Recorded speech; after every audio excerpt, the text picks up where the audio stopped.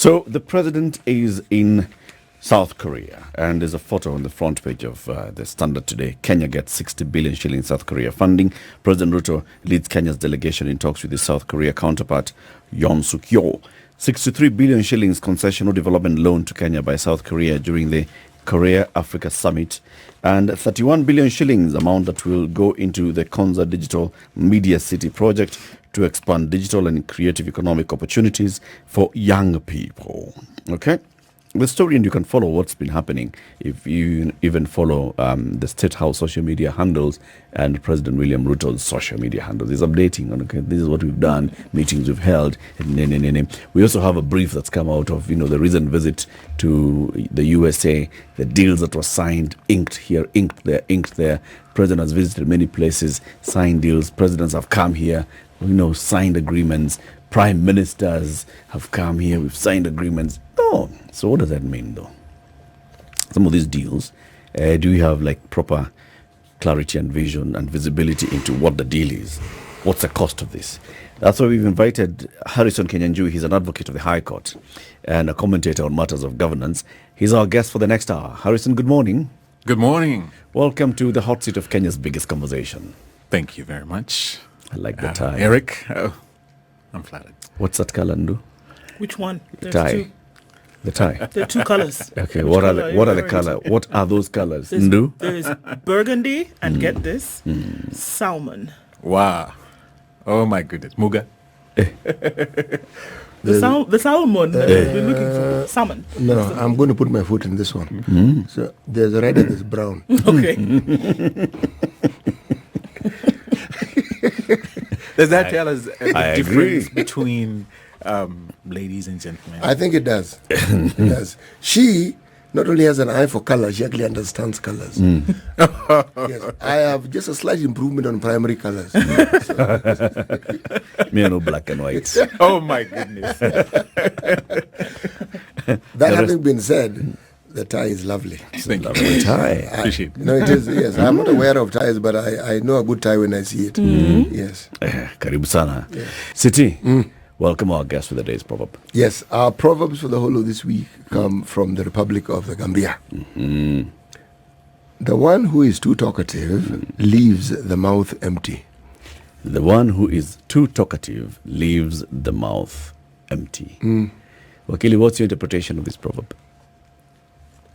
You should restrain yourself so that you don't spew that which is unnecessary, and probably at some point you will need then to say something that you'll find yourself lacking to say. You got to be wise. Always. But for you, Hold your tongue. hold your tongue. Okay. You're about to say, but for who? Eric, Ndu, and Muga. Does it apply? We can never be too talkative. Absolutely. Remember, it's not talkative, it's too talkative. Yes. The one who's too talkative Yes. leaves the mouth Now that our empty. president is out there, is he too talkative? Is he? Is he? That's a question on the table. And my biggest problem is that he is doing everything out there that then accosts us. We are faced with documents whose contents we do not know, the ramifications of which we do not know, the cost of which we ourselves do not know. And then suddenly we are told, oh, you have now to increase the amount of money that is emanating from your pockets in terms of taxes, so as to do what? To meet these obligations. Now our National Assembly is aware of what's going on. So we are told, the president is right now in South Korea, and he's got a concession. A concession. You're telling me he has signed some document for which we have a concession from South Korea for 65 billion.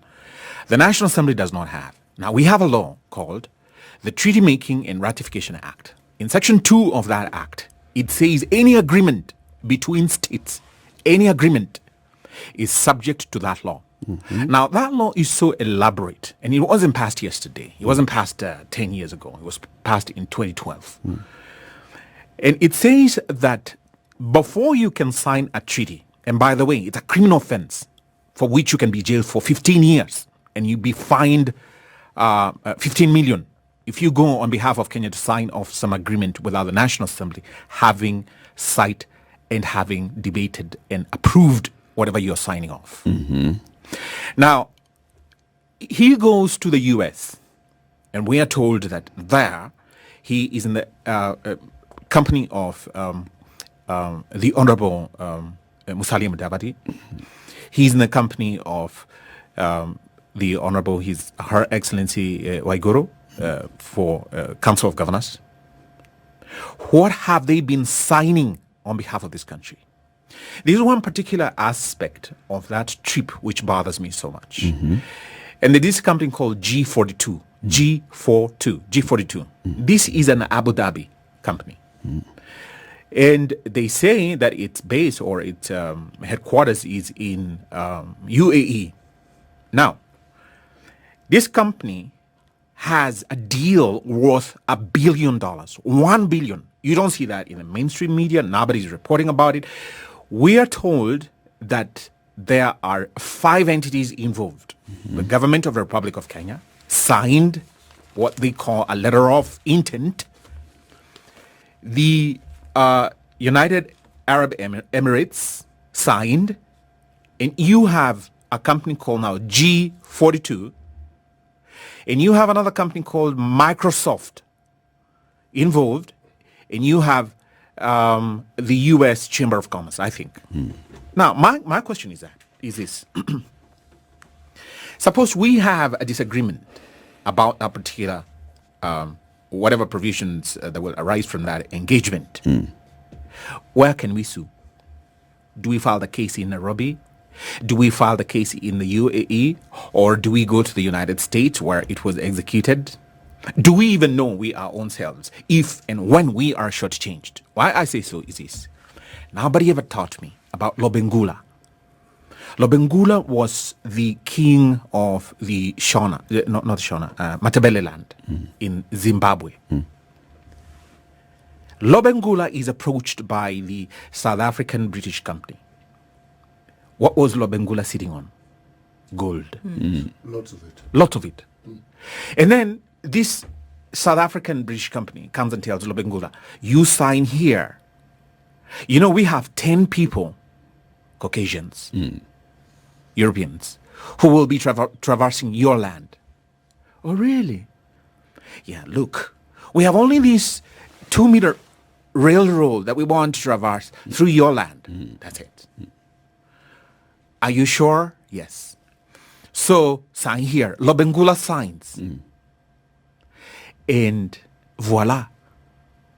The rest is history. We hear of Cecil Rhodes claiming Rhodesia today, 136 years down the line, since 1888.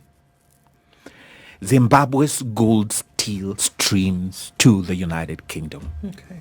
What am I saying? The president is signing off our sovereignty. You don't have that right. You need to involve us and tell us that we are engaging the United Arab Emirates and they have sponsored me through their aircraft via this G42 company, which is coming to invest in AI. And I want you to know what AI involves. As a president of this republic, I want to tell you that AI will involve the loss of your job, Eric, at some point. Why? Because we will have some AI voice. We will have some AI voice of you. And Muga will have some AI voice of you. What does that mean? Tomorrow you'll be seated in your house. Some voice will be representing you. Who will be earning? And that's all tied up with this carbon credit thing and carbon emissions. What does zero carbon mean? Zero carbon emission. Wakili, can I just step in here? So when we talk about sovereignty of a nation, we then talk about essentially the power that a nation, or the ability that a nation wields to be able to make certain decisions about things that concern them, or that just that sovereign presence which allows you then to say, we can sit at the negotiating table, I can or I cannot allow certain things. And that sovereignty, in most cases, comes from its people, right? This is now when we talk about Parliament then giving you the power to do certain things. Exactly. And that's now how that sovereignty is activated. That you then, even as a leader, cannot just, even as the topmost leader, cannot just go about saying certain things, cannot just go about doing certain things, Signing off on certain things without the activation of that sovereignty by Parliament in this case. And for Kenya, that's how it works. That Parliament then allows you to go ahead. Again, I'm just building up to this, that when you do make a trip, because we know that these in line with foreign policy, and I've asked the question, then what is Kenya's foreign policy when it comes to certain things? So a trip to South Korea, for example, doesn't just happen. You don't wake up on a Monday morning and say, oh, seems like a nice time to go to South Korea. How about we do that on Wednesday? No, these things are planned ahead of time. So the instruments of the activation of that sovereignty then must be aware that this is going to happen and that there's a likelihood that certain things will be on the discussion table, so we can give you permission to go ahead and do 1, 2, 3. Now, are we saying, or are you saying, that these processes are not taking place and that the president, in his recent trip to the US, in this current trip to South Korea, has not sought the permission to activate the elements of Kenya's sovereignty? Absolutely. Absolutely. I dare ask any Kenyan out there, have you known the contents of the so-called 65 billion concession? How do we know he has not sought the approval of Parliament or sought the activation of, how do we know? He hasn't, because you and I have the public access over the portal of the National Assembly, where they post every bill that is pending and at what stage it is. It's called the bill tracker. But that's a website of the National Assembly. You go to that icon, the bill tracker. Well, you can even go there. Now, you will see at that particular icon, there is also the pending treaties that are pending approval. Now, Section 15 of the Treaty Making and Ratification Act elaborately states that the relevant cabinet secretary shall ensure that in conjunction with the Ministry of Foreign Affairs, whatever that content of the treaty or agreement is must be published in at least 2 daily newspapers.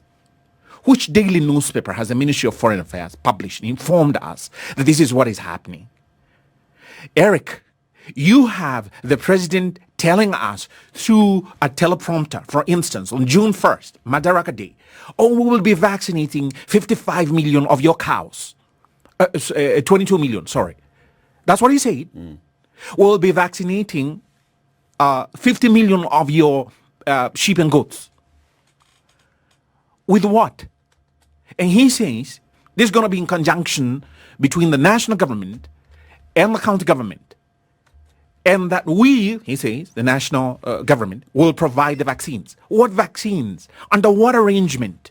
With some international company called Pfizer, for instance? This is the same problem that I have with him.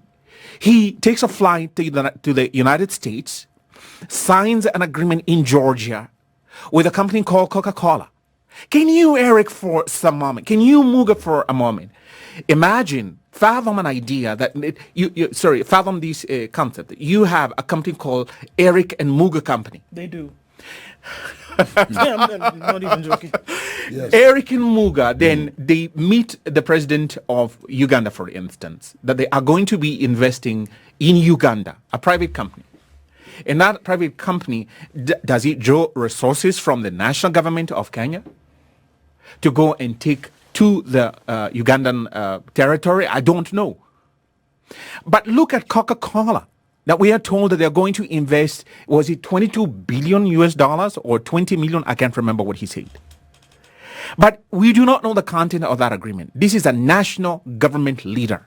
The president, he is in the US executing those agreements. So the next thing is that we have a company called Coca-Cola gaining advantage, which is not being given to Muga or Eric or Ndu or anybody else. What happens in the end? You have what we call stakeholder capitalism, not shareholder. And this is a paradigm shift. Even when you listen to him talking yesterday, he's talking about the fourth industrial revolution. Whose language is that? That's the World Economic Forum language, espoused by Klaus Schwab. What am I saying? That you have preeminent companies, corporations, that he is giving precedence, even of our own companies. And he is abusing the position of the president. And he is abusing the trust that we have bestowed upon him. How? You have these secret agreements that you and I are not privy to. And then the next thing we are told that, oh, Kenya owns $300 trillion or 200 trillion or $2 trillion, whatever the amount it is. I am not bound to pay that amount of money myself because you have engaged in opaqueness and you're supposed to be transparent. What does Article 10 of the Constitution say? Here we are accosted and faced with Article 4 of the Constitution, which says that Kenya shall be a sovereign republic. What did I say about Lobengula? Lobengula's sovereignty went with his execution of a document he had not read. The bane of the African leader today, I say, and I dare say even of our own leader, is that they are uttering documents, they are presenting us with documents there, which they have executed. They have not read the fine print. What are we being committed to? Big questions. There's several questions to you as well, because we've heard what you're saying. The case that you've actually put forth in terms of when a president signs, what law, what basis of law does he have? You've quoted the Treaty Making and Ratification Act. So what exactly does it say? How does it define a treaty? What's a treaty? What's an agreement? What powers does the president have to go out there and negotiate on behalf of the country? Good questions. Harrison Kinyanjui, an advocate of the High Court and also a commentator on matters of governance. He's our guest this morning. We are talking about sovereignty versus bilateral, multilateral agreements. When we see our leaders signing off deals or even witnessing the signing of deals between our ministers and ministers of other countries, or we see the president signing a deal between, our country and another country, what's the process? What's due process for this? Is it always being followed? And what should the Kenyan public know about it? Harrison, I guess you're premising this case on first the Constitution. Yes. Sovereignty belongs to the people. Absolutely. Delegated to offices and elected officials, right? And then the powers then that are then given to the various institutions. The executive headed by the president, the parliament, that's the National Assembly, the Senate, the judiciary at the county level, the county executive, the county assembly. That's correct. Okay? And then you also quoted the Treaty Making and Ratification Act. Yes. So it defines what a treaty is. In Section 2. Right? Very What is a elaborate. treaty? What's the difference between a treaty? Is anything signed a treaty? Or what's the difference between a treaty and any other agreement? In fact, I could just read for your very beloved listener or viewer. Treaty, it's stated. This is the law itself. The Treaty definition Making in the law. and Ratification Act, which binds now the president and the cabinet secretaries or anybody else who's accompanying him, purporting to execute agreements on our behalf. Okay. It says, treaty means an international agreement concluded between states in written form and governed by international law, whether embodied in a single instrument or in two or more related instruments, and whatever its particular designation, and includes a convention. Whatever you designate it, as long as you have another foreign state, independent, it is classified As a treaty. as a treaty. That's the law. That's how we define a treaty. Okay, so let's go into examples. So a trade agreement between Kenya and the EU, Kenya and the For UK, instance. that's a treaty. That's a treaty. Trade negotiations between Kenya and the USA, it's going to be classified as treaty. Absolutely. The agreement between Kenya and the UK, so that UK troops can train in Kenya. That's treaty. another one. Okay. Loan agreement between Kenya and AFDB, is that a treaty? Or AFDB is not a state? How do you recognize or classify AFDB, for instance? Not a state. Not a state. Okay. Now, where is the source of the money coming from? ADB, for instance. member countries. It's member states. Member states. Yes. Now, you had last week between May, I believe 29, is it 27th, May 27th, up to June 1st, we had the World Health Assembly. The World Health Assembly has two international instruments. Now, we're talking about WHO, World Health Organization. And those two instruments, I'm just using that to answer your question, the Pandemic Treaty and the International Health Regulations of 2005 were being amended, were subject for discussion. Okay. Now, Kenya has not told its people that we have these amendments going on under the Treaty Making and Ratification Act for you to consider. Do you even know what the Pandemic Treaty is, dear listener or viewer? Does that fall under the definition of treaty? Absolutely. It does. It does. Now, Why? There's no state. but we have the World Health Assembly, to which Kenya is a member as a state. So it is, as it were, negotiating and entering into agreement with other states, but under the auspices of the World Health Organization. Okay. Now, the danger is this, to which our country is being plunged into, and I am so unhappy about.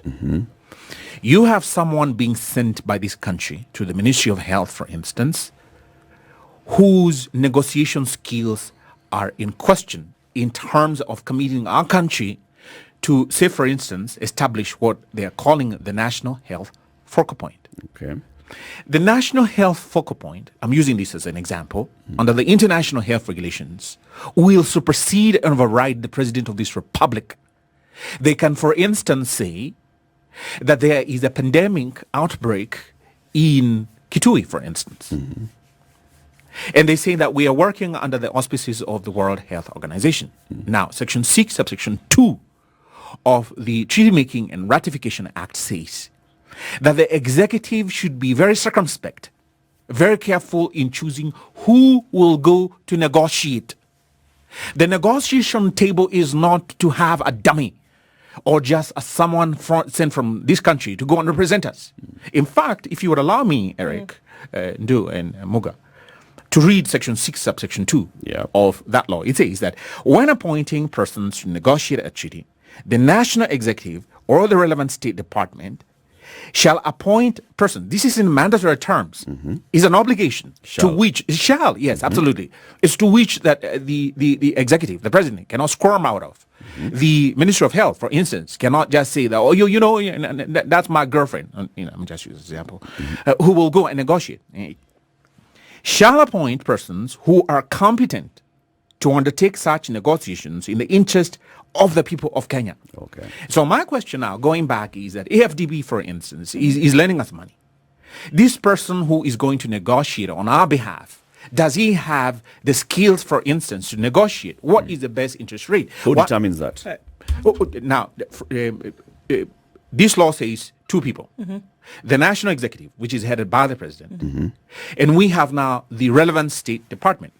How so? For instance, we have the Ministry of Health taking the initiative to commit this country to the WHO's pandemic treaty, for instance, without our consent and authority.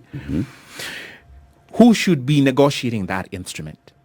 It is someone who knows about treaty making or the interpretation of what is contained in such an instrument, having in my own understanding, appreciation, having an understanding of the law and health. Right. The interface of those two, as expressed in this, for instance, the pandemic treaty, would help us at the negotiating table, rather than someone who's only interested in the per diem, who will just take a flight to Geneva or wherever place, and they sign off this country's sovereignty. So, Harrison, with this law, the law basically says that the executive shall have the mandate to initiate treaties. Yes. To negotiate treaties. That's correct. Right? And subject to the provisions of this act, the national executive shall be responsible for initiating the treaty-making process, negotiating and ratifying the treaties. Okay? And then now we go into that process and says, so if the executive initiates a treaty, a conversation between Kenya and another country, the national executive shall decide who goes to negotiate. As long as that person is representing the best interest of the country. There is a treaty-making department in the Foreign Affairs Ministry, right? People who understand how to negotiate international treaties. Presumably. Of course. Presumably. And of course, if it's a matter of health, you expect that they'll get in support from technical people from the Ministry of Health. If it's a matter of trade, you'll get technical support from the Ministry of Trade, and so on and so forth. Then the same law says, after negotiation, if we are going now, we say we have a treaty, that treaty shall be taken to cabinet. Cabinet shall consider the treaty.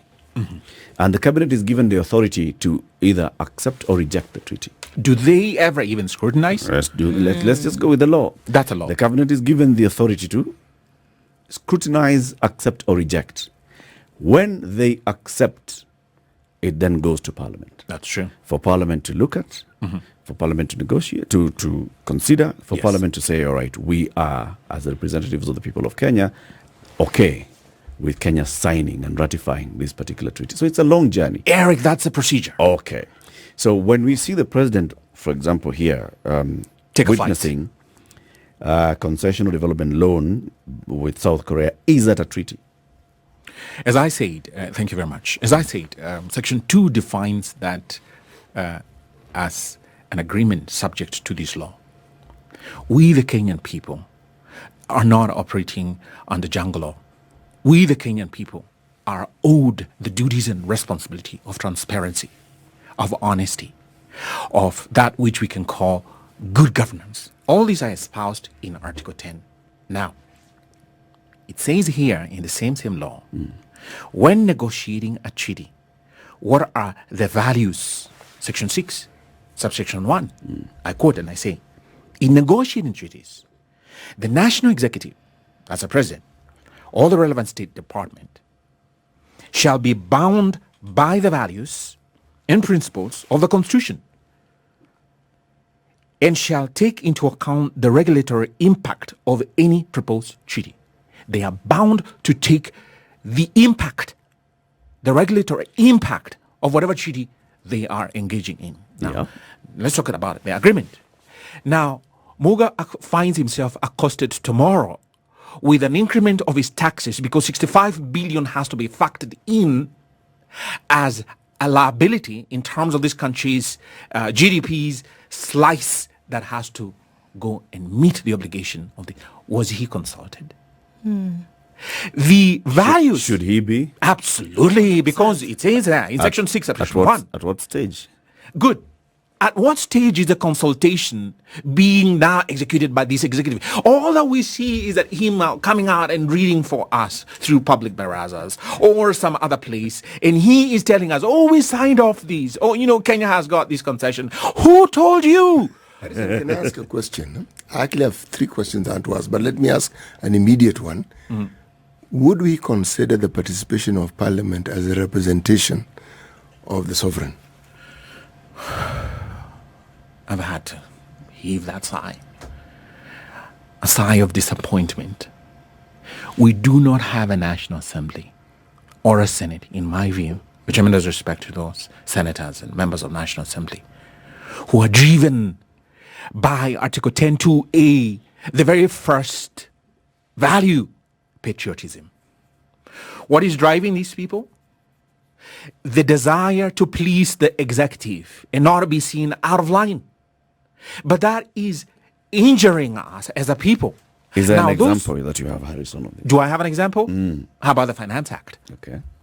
Now, the Finance Act that we are facing right now, that is due for debate, and we were told yesterday that on Thursday, I believe at 3 p.m., we will hear the policy statements. What happens when dude just says, look, I'm not happy with you imposing upon me what you're calling this motor vehicle circulation tax just because that I own this car and I have got a loan to get it. Now you're telling me that I have to pay this so-called tax.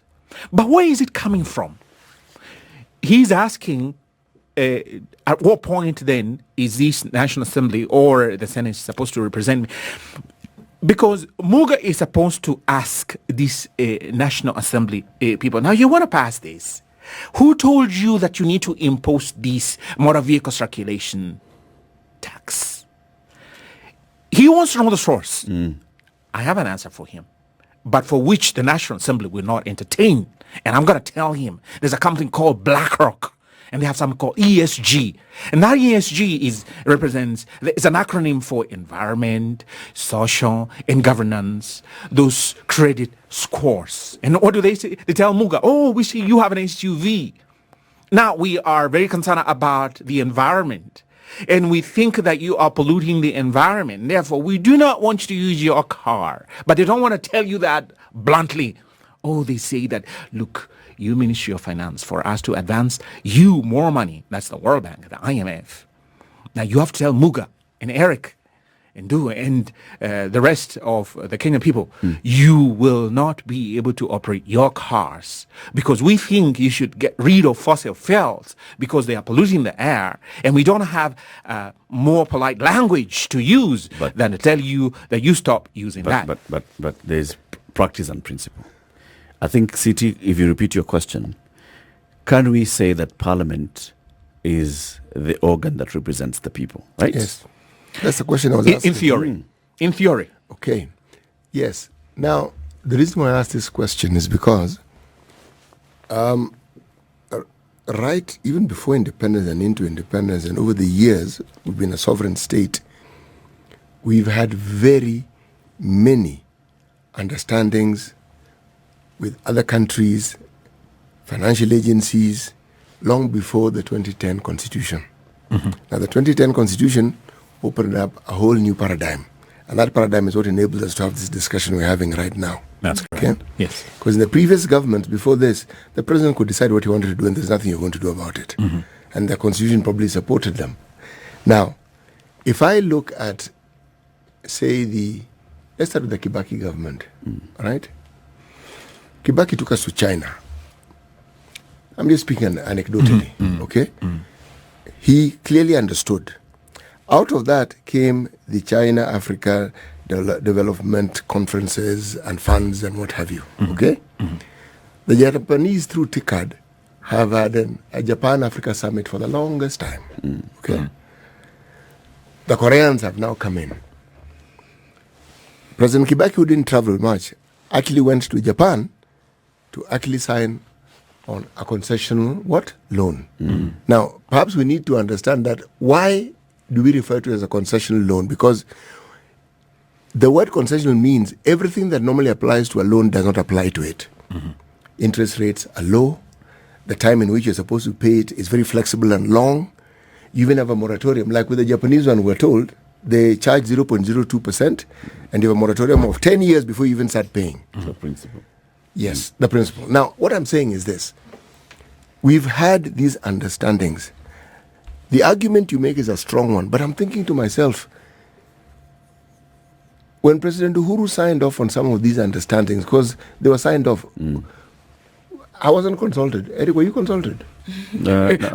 Maybe I was. I just don't remember. The reason why, you see, because you brought it up, I had to go back into history. I'm thinking, that's why my first question, I personally was not consulted, but perhaps because I have a member of parliament who represents me, I was represented, he represented me. Okay? Now, were we well represented? And I think that's what you're getting to. We were not well represented. We were not. We were not. And even today, as we speak, today, we have, with tremendous respect to every member of the National Assembly who may be listening to us or viewing us, they have become docile, complicit in all this. Now, Section 8, Subsection 9 of the Treaty Making Ratification Act forbids them in express terms, and it says, and I quote it, the National Assembly shall not, they are bound, this is in mandatory terms, shall not approve the ratification of a treaty or part of it if its provisions are contrary to the Constitution, nor shall the House approve a reservation to a treaty or part of it if that reservation negates any of the provisions of the Constitution, even if the reservation is permitted under the relevant treaty. In other words, we're saying we are sovereign. So and we're essentially saying that our law, or the Kenyan law, supersedes the tenets of any treaty Yes. or an agreement that comes into place. So what needs to be considered before the elements of that treaty is what the sovereign law of the state says first. Absolutely. And that's what I'm saying, just to answer him, that we are supposed to have oversight. That oversight has completely been overrun by this bulldozing executive. And what should happen is that these people should wake up to their duty and responsibility, the members of National. And let me remind them that if you violate the law, you're a member of the National Assembly. We can have you removed halfway through your term and just about the corner. And we can get the voters to tell you that, look, you are not serving us. You're serving some foreign interest or some foreign entity, and you're not helping us. How does this implicate you, Muga, just to answer you? Now, the National Assembly fails to oversight and they rubber stamp. Finds herself with a bill from KRA or via the Finance Act and tells you, your taxes have been increased. Come on. This is because someone has allowed us to get into this mess of a hole. And we're not even asking, you're signing this treaty, you're signing this agreement, you're coming us to this loan. For what? Wakili, is it possible? And, this is the thing that sometimes CT asks that we may be charging somebody with responsibility that far outweighs the capability. Often said that you cannot judge a fish by its ability to climb a tree. So is it possible that there is lack of knowledge about, and it sounds naive, but it is true, that for some of these things it's possible that people who listen today have heard it for the first time. It is just as possible, yes, that members of parliament who are tasked with this responsibility have also heard it for the first time. With tremendous respect. It could be, but it just shows what I was reading in section 6, subsection 2.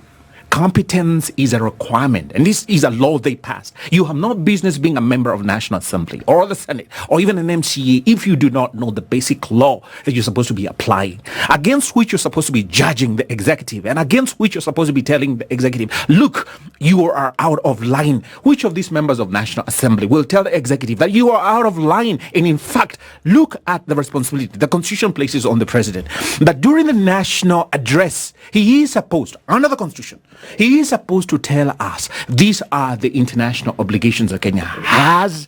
Kenya owes this money, and we are supposed to be doing this as the executive. That is the mandate placed on him. And where he's supposed to be articulating this? Not on June 1st, Madaraka Day. He's supposed to be in the National Assembly, in the House, which is a joint sitting. And then they are supposed to question it. But what do they do? What does he do, for instance? On his end, he converts this into, my government has achieved this. My government has achieved that. Come on. That is out of your ambit. You are out. If I were a member of National Assembly, I would have spoken last address. I don't know. No, you're out of line. You are supposed to be telling us what are international obligations you committed us into over the past year, and for which then we stand obligated over the coming year. That is what they're supposed to be telling him. But what do they do? We have this and that, and then we have achieved. Okili, you make a valid point that the members of parliament don't put into practice the oversight role they have in such matters. But they wouldn't. If again I'm to follow your argument, it is very possible, but these matters we speak of go through the processes, and they actually do end up in parliament. And if parliament is the lame duck we see it as being, I am of that opinion, I have not changed it, then it means due process actually was followed. So that even when the president is taking the steps he's taking, he's gone to parliament. He has gone to parliament, and parliament has accepted his role. I want to ask there's a distinction. Allow me.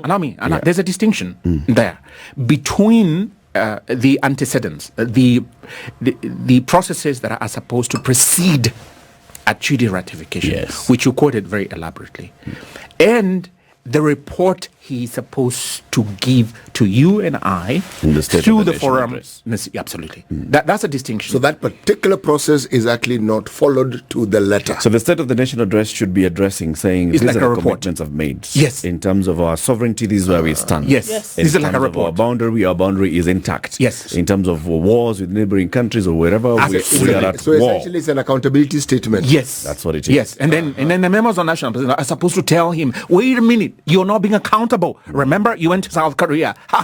You committed us to 65 billion. We do not see that in a State of the Nation address. Who's going to pay for that? How is it going to be paid for? How did you arrive at that commitment? You are out of line, and therefore you have violated the Constitution. We should be impeaching you. That's the answer they should be giving him. Okay. During the State of the Nation address. Now that you've put it that way, I am still lost at making the distinction between treaties and agreements such as these bilateral loans and so on and so forth. I can see treaties. I have seen Parliament getting involved in ratifying the Kenya-EU Economic Partnership Agreement. All right? I have seen Parliament being involved in the Kenya-UK trade agreement. Parliament, I expect, will be involved should the executive complete the current phase that it's going through with negotiating with America on the next trade agreement with America. If it goes through, if it goes to Cabinet and Cabinet approves it, I expect that Parliament shall then discuss it. See, those ones I can see treaty going through, getting into the process, Parliament discussing, Parliament making amendments. Loans. If the executive strikes a deal for a concessional loan with a member country, at what point should Parliament, the people of Kenya, be informed? Is it at the point where we have a 63 billion shilling hole in the budget and we'd like to get your consent to go and seek loan? Or is it we have gotten an offer for a loan from South Korea and we'd like you to approve it? Or we have signed a loan with South Korea, and this is for your information. Tu made a very weighty, very significant point when, at the very beginning, she said, look, these loans, these agreements, these so-called meetings with the international benefactors, if we were to call them, I would call them buccaneers. They are not a kiosk meeting. You do not at the spur of the moment decide. These are events that are planned. For instance, what happened now in South Korea, it involves 1, 2, 3, 4, 25, 45, or whatever number of leaders of their respective countries. It didn't happen overnight. Now, the presumption in the Treaty Making and Ratification Act is that you will have received this proposition, say for instance from the South Korean government, and they say that we will offer you a concession loan.